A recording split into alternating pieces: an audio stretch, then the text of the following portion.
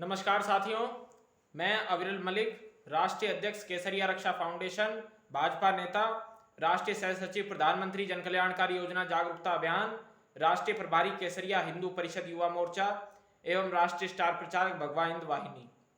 साथियों, अभी असम के मुख्यमंत्री और हमारे वरिष्ठ नेता आदरणीय हेमंत बिस्व शर्मा जी के द्वारा स्पष्ट तौर पर कहा गया है कि समान नागरिक संहिता देश भर में लागू होना चाहिए।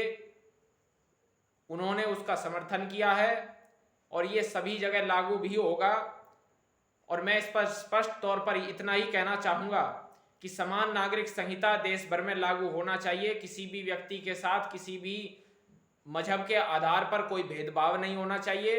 और भारत सरकार का और उत्तर प्रदेश सरकार का भी और असम सरकार का भी स्पष्ट तौर पर यही मानना है कि सबका साथ, सबका विकास और सबका विश्वास। तो समुदाय विशेष के लिए अलग नियम रहें, ये कतई मान्य नहीं होंगे। और स्पष्ट तौर पर मेरा यही कहना है कि देश भर में समान नागरिक संहिता शीघ्र अतिशीघ्र लागू होनी चाहिए, जिससे कि हर व्यक्ति को बराबरी का दर्जा प्राप्त हो, बराबरी का अधिकार मिले।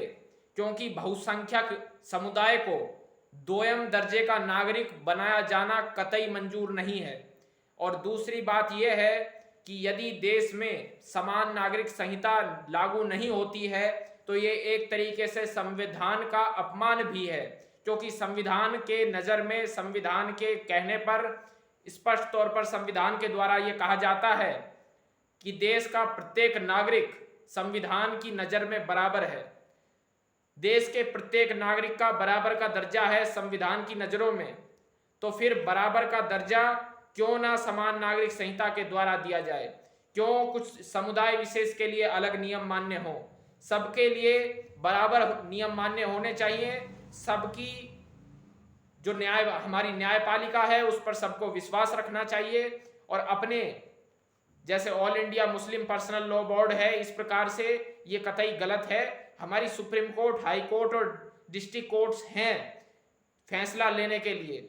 और दूसरी बात यह है कि किसी मजहब में क्या लिखा गया है, क्या नहीं लिखा गया है, उसके आधार पर देश नहीं चलेगा। देश किसी मजहब की किताब से नहीं चलेगा। देश संविधान के अनुसार चलेगा, कानून के व नियमों के अनुसार चलेगा। बहुत बहुत धन्यवाद। जय जय श्री राम।